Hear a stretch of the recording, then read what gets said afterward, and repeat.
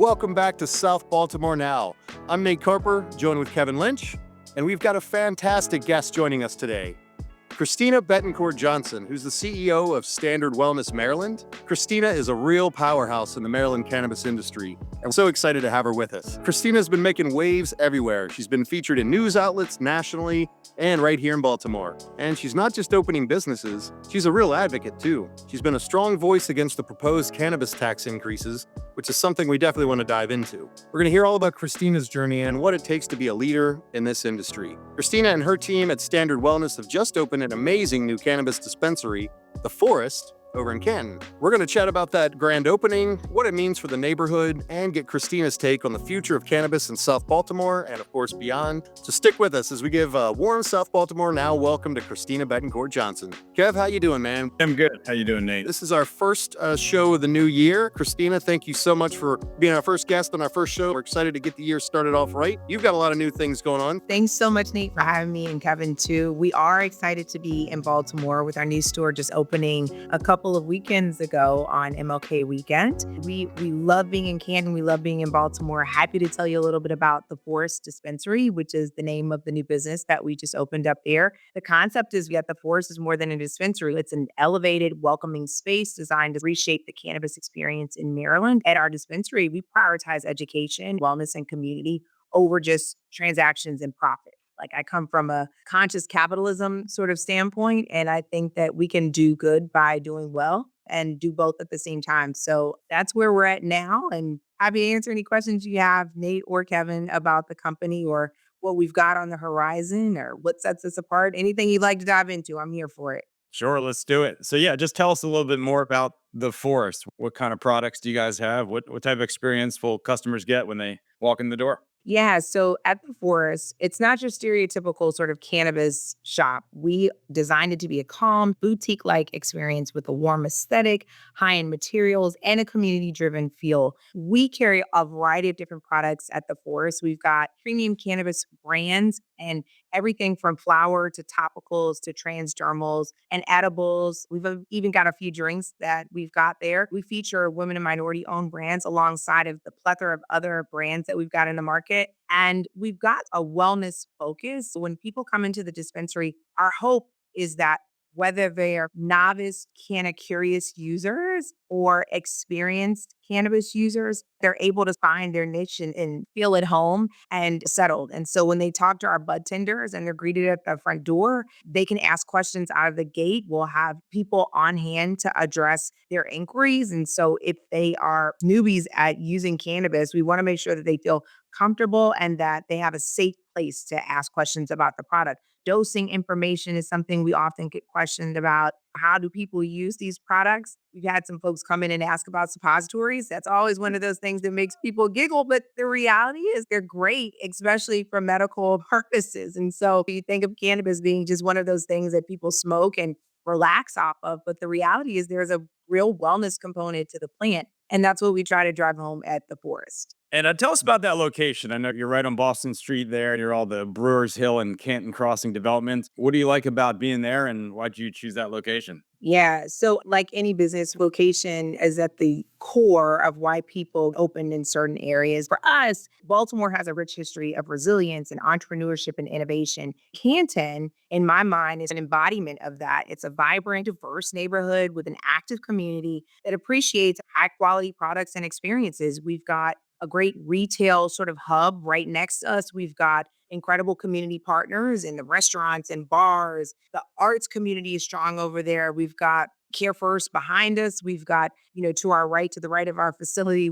For us, it was an ideal location because we're at the epicenter of that community. And of course, we've got the park next door. And so we're really looking forward to summertime where people can enjoy the Thursday concerts over there monthly and then pop over to the shop and ask a little bit about how they can use our products in their wellness routine. But Canton for us just represents everything that is good about Baltimore. As far as a market for the cannabis business, how's Baltimore treating you so far? Yeah, I mean, it's pretty good. I think what's been difficult for us, Kevin, is just getting the word out, right? Like we're a small startup business and we've got some competitors in the market. On our grand opening, they drove down their prices like 30 and 40% off. That's hard to compete with because people want quality products at a good price. And we've got folks in the market that are competitors who have a much bigger marketing budget. So we're really trying to go hand to hand, build partnerships and relationships with people who have networks and followings so they can get the word out about our shop. I think at the end of the day,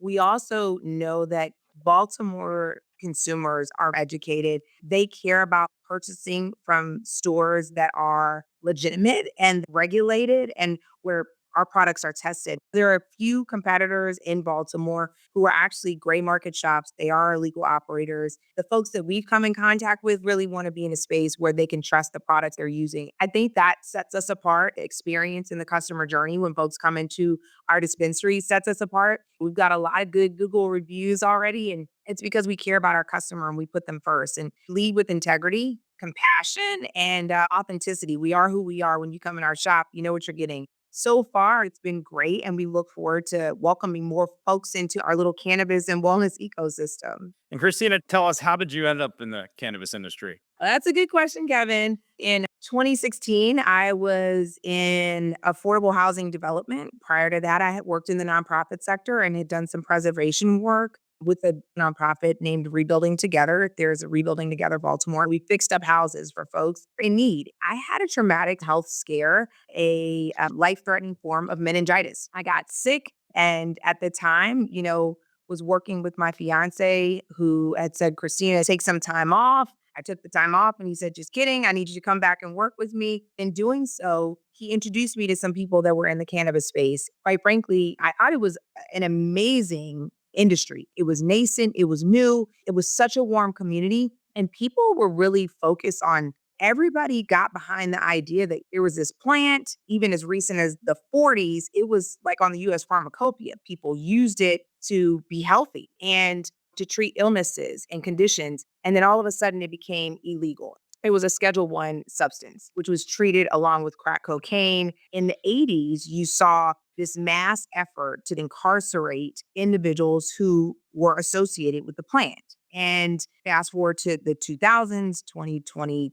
I think 18 or so, 2017 is when I got into the space. I saw this huge movement in the legal cannabis sector to ensure that people who had been disproportionately impacted by the war on drugs, over criminalized and policed, were able to participate in the market. And so what you generally saw was a lot of African Americans and Latino Americans being able to participate in the upside of the cannabis industry as it was legalizing on a state to state level. That's a really cool effort. You don't see that in other industries, right? You don't see that in big pharma. You don't see it in big tobacco. Don't see it in the healthcare space. As a woman entrepreneur who's also African American and Latina, I thought there are very few industries that you can shift into as an executive, not having had a substantial amount of time in that industry. Like, Kevin, you're not going to shift out of this podcast or any other business you're in and go into pharma as a CEO, right? That's unreasonable. That's not going to happen. I saw it as an economic opportunity, obviously, for our community,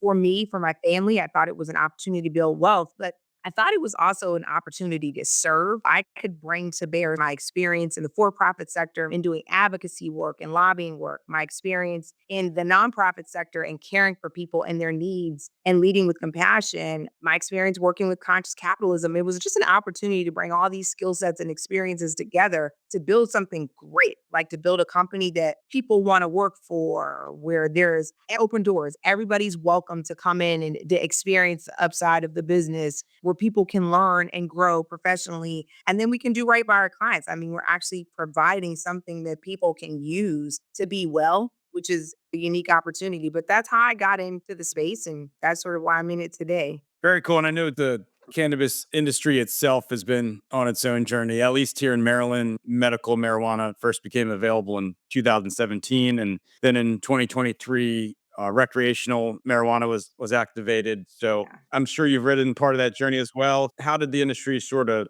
prepare for all these new realities? Yeah, we had medical for even a little bit longer. That started around 2014, 2015. So it's been about 10 years in Maryland that folks have been able to tap into the benefits of the plant through a legal and sort of regulated market. In 2023, we did transition to adult use, which allowed sort of anybody, whether they had a medical mandate or card or not, to be able to come to this store and purchase products if they were over 21. So I think there was a good amount of effort from the business sector, but also from the executive branch, and then additionally from our legislative branch and elected officials, as well as the broader sort of community, to come together and figure out what could this new market and this adult use market look like? What should the construct be? What works well for everybody? We've got a unique trifecta operating in Maryland where the public and private sector work really closely together to come up with some pretty decent laws. What we've got going in cannabis has been working well. We have not seen the bottom fall out from underneath us in this sector or in this market, unlike other states, Oregon, Colorado, because there are a limited number of licenses, it's still a healthy number of licenses, was still able to operate with some degree of stability, which I think is good. Health is at the forefront of what we're doing. And I think that's why there's been such a focus on the medical aspect of introducing this and ensuring that it's available to the broader public. I think we rolled out social equity pretty well. There are challenges with every market that has tried to roll out a social equity program, but by and large, I think what we did different and well is we communicated with one another. We didn't try to do things in a silo, and we didn't leave important stakeholders out. As laws were drafted, people really did have input in how they were brought to a vote. I see you're a vice chair of the Maryland Wholesale Cannabis Trade Association. So you're involved in more than just your own business. So, in your opinion, what's next for the cannabis industry in Maryland? Are there any barriers you still see? Is there any innovation that needs to take place? What I'll do is I'll take a step back and say, I'm now the chair of this association. For better or worse, they're stuck with me for a little bit of time. I think what happened was I left for the bathroom and then I got voted in. But, that happens sometimes. And then I'm also on the board of the United States Cannabis Council. The federal movement is going to affect us in Maryland. Right now, we've got a stable market. We've got a great new director coming in, Tabitha. She'll start within the next month or so. It'll take some time for her to get her sea legs, see the lay of the land, understand how things are working, and then make a determination about incremental change. But at the federal level, we are looking at rescheduling, right? The hearing was moved back a little bit, but in Q1, we'll know whether or not our plant will be moved from a Schedule 1 drug to Schedule 3 or lower, I should say Schedule 1 substance on the Controlled Substances Act. And that has a pretty significant effect on businesses across the nation. When we talk about what's on the horizon, I think we've got that on the horizon. Right now, all cannabis companies are looked at as the green machine, right? There's this gold rush, which is a green rush in many people's minds. And the reality is most cannabis companies are not doing that great. We're taxed as an illegal substance. This means for every dollar we earn, about 70% of it gets paid to the federal government, unlike every other business, which is like 30% or so. And so we've got this enormous tax burden that kills us in terms of making profit. Our profit margins are razor thin. I think having relief at the federal level will affect Maryland businesses. I think having safe banking, meaning the ability for FDIC insured banks to bank with us, is going to increase competition in lending. Right now, they can charge whatever they want for interest rates. They can have these bombastic and crazy terms because there are so few banks that are able to work with us. Mostly they're small credit unions or local banks, very small ones, not FDIC insured banks can work with us. If we get some relief on the banking side, you're going to see competition increase, which is a good thing for business owners and for clients because that trickles down to clients and customers. Outside of those big things at the federal level, on a micro level, we've got a governor who just gave his state of the state address, and there are some pretty big issues he's trying to tackle. I think the budget is one of them. Obviously, he's proposed some tax increases on a few industries. Ours is one of them. I have deep respect for our governor. I think he's trying to do the right thing. The reality is that the General Assembly set the tax rate low in the state of Maryland to ensure that we are not competing with the illegal market. The illegal market doesn't have a tax rate, right? They're not paying healthcare costs, so they don't have the same operational expenses and they don't have the same testing requirements. Safety is not at the front of their minds necessarily. For us, it is. Consumer safety is really at the forefront of keeping that tax rate low. I'm not here to criticize what the executive branch is trying to do. I think it's an enormous task to sort of address the budget deficit. And I understand that they've got to do what they've got to do. As a representative of CanMed, I would say we'd like to keep the taxes low because consumer safety is at the forefront of what we care about, quite frankly. It's not profits, though there are a lot of people who care about profits. I'm going to speak from the heart here. It really is about making sure that people are coming into stores where the products are safe, tested, and labeled. We've got safe product containers. Kids aren't getting into it. And that's what we're really trying to drive home with the taxes. We want to make sure that tax stays low so that people don't get the trickle down increase in expense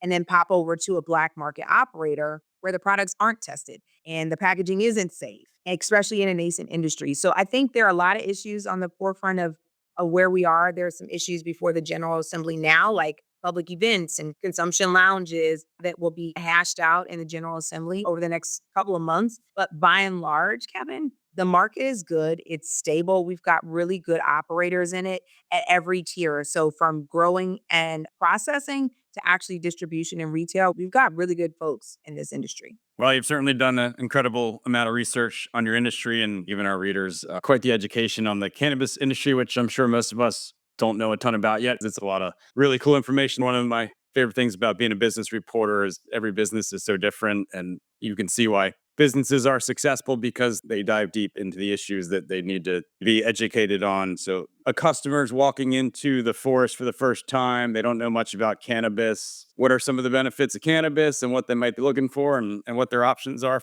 When somebody comes into our shop, the first thing we're going to do is ask them, have they ever used cannabis? Like, our goal is to make them feel welcomed, comfortable, and informed. Obviously, there's a greeting. If in fact they have not used cannabis before, we're going to tell them there's no one size fits all experience with cannabis. We'll ask them a few questions about what they're trying to achieve. Are they trying to relax, manage stress, sleep better, or just explore the product? Then we'll recommend one of the products that will fit their lifestyle and goals. We take education seriously, so we'll walk through how the different products work and the different compounds in each product, how they work.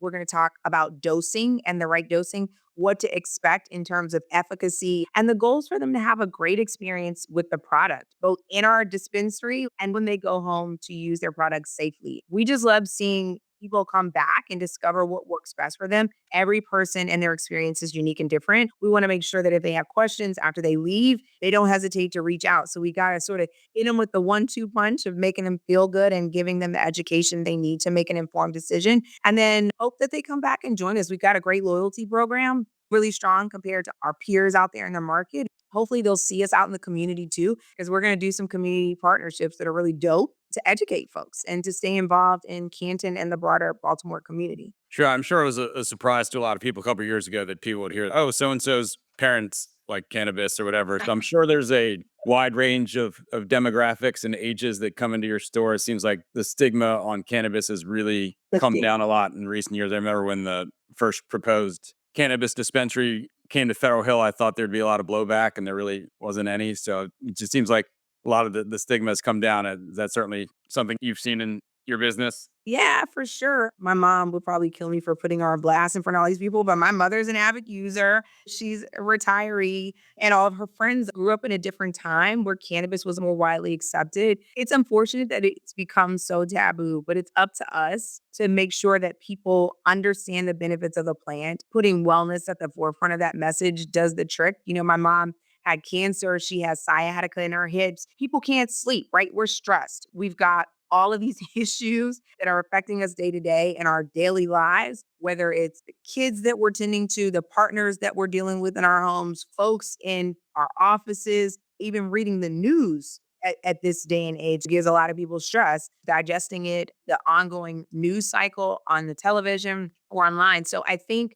we've all got different needs. And I think that cannabis actually can help us meet a lot of those needs. And we see everything from the 21 plus and early 20-year-olds coming in who just kind of want a relaxation high, kind of to take the edge off and address anxiety, to folks who are using it to treat really chronic conditions like cancer. Our folks are skilled. They've taken the necessary training and classes needed to educate people. Some of them even have degrees in medical science or in cannabinoid science. I think what we're going to see in the next several years is an increase in consumers and safe consumption. And I think it's by and large because of education.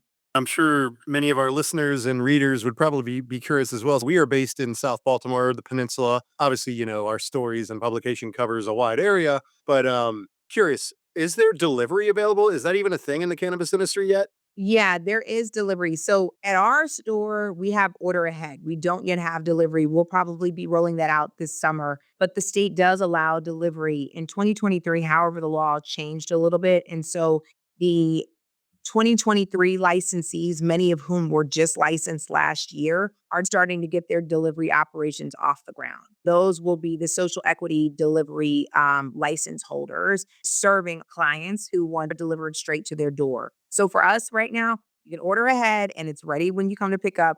We will not be doing delivery until the summer, but there are other folks in the market who do delivery and they do it well. When you heard that, South Baltimore, you don't have to fight traffic across the harbor. It'll be delivered to you right here. That's right. Christina, thank you so much for this education today. And this is what I was really hoping for, more of an education on the industry, the laws and rules that are in the industry, and just get to know you a little better. I encourage everyone to check out theforestdispensary.com. Christina, we wish you the best of luck out there, and thank you for being a stuffbmore.com supporter. Nate and Kevin, thanks for having me here. We're here to serve Baltimore and elevate the cannabis experience. So glad to be on the show today.